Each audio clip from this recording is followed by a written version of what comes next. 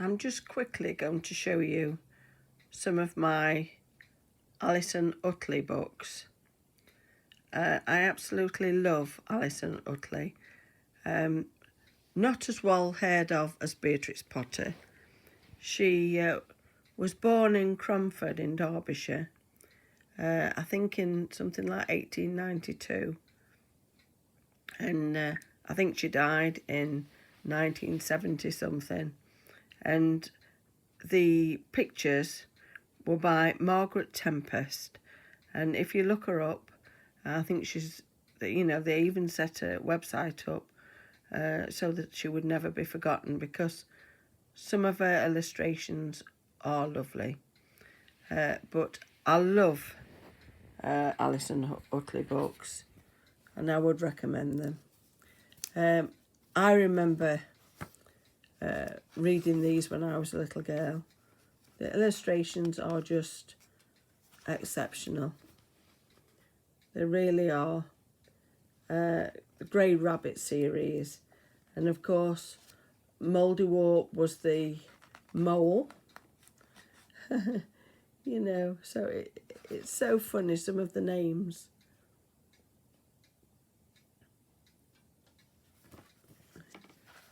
Isn't that lovely?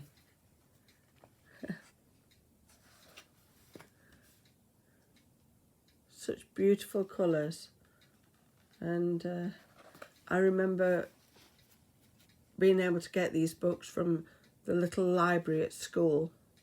When I went to a small little village school. Look at that. Isn't she beautiful?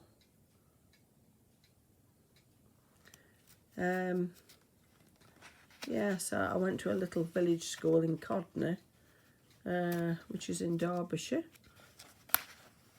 It was a nice place to grow up because it was carefree.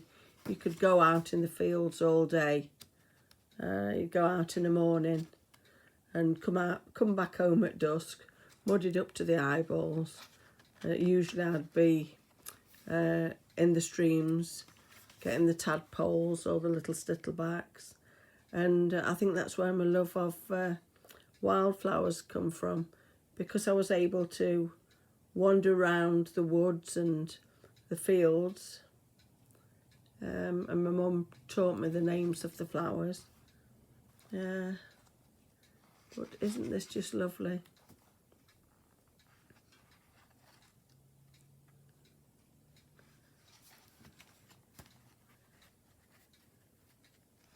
Yeah, it was a privileged time, I think. Didn't realise it at the time. A lovely little village school that I went to, and they had all these books in there. But I think the illustrations are fantastic. Just look at that. And I still love them all. I think they're so delicate. How they're done. Look at the wandering hedgehog and his clothing. And there's the others that I've got. But I just thought I'd show you some of the beautiful illustrations. If you like this sort of thing, it's great. But if you don't, it's, you know, it's just one of those things. But for any people that love book illustrations, they wouldn't mind having a look at some of these with me. Just look at that.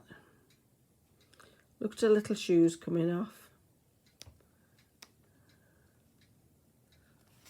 And look at that. Look at that quilt. Proper quilt, that is.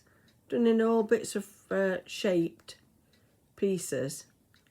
You know, because that's how they did quilts. So when I was little and I used to see pictures like this of animals living in trees, and how cosy it was with the little lights and the patchwork quilts, I thought, well, that's the type of room that I'd like. And I think that's why I like making patchworks. You know, it's just that cosy feeling, isn't it? Look at the squirrel and look at the wallpaper. There was a farm that was empty when I was little as well, and I can remember, of course, the door wasn't locked. It had been abandoned. Like most children, you'd go inside. I know people, you know, frown upon children doing things like that, but children are children. Wasn't doing any harm, and we used to go into the farmhouse. We didn't destroy it or anything. I absolutely loved it. Sometimes I used to just go in on my own, and a lot of the wallpaper was like this, and I thought it was a magical place. I thought that they'd knock it down, but they've left the farmhouse up, but behind it they've built an industrial estate. So that's very sad. It's not got the same feel to it anymore. But look at that. He went slowly down the garden path with the moonlight on his silver penny. Isn't that lovely?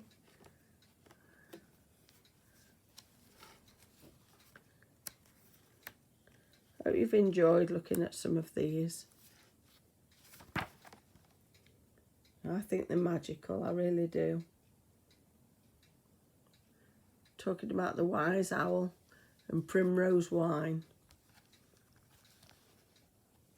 There we are. Just thought I'd share some of that with you. I think they're lovely. Bye.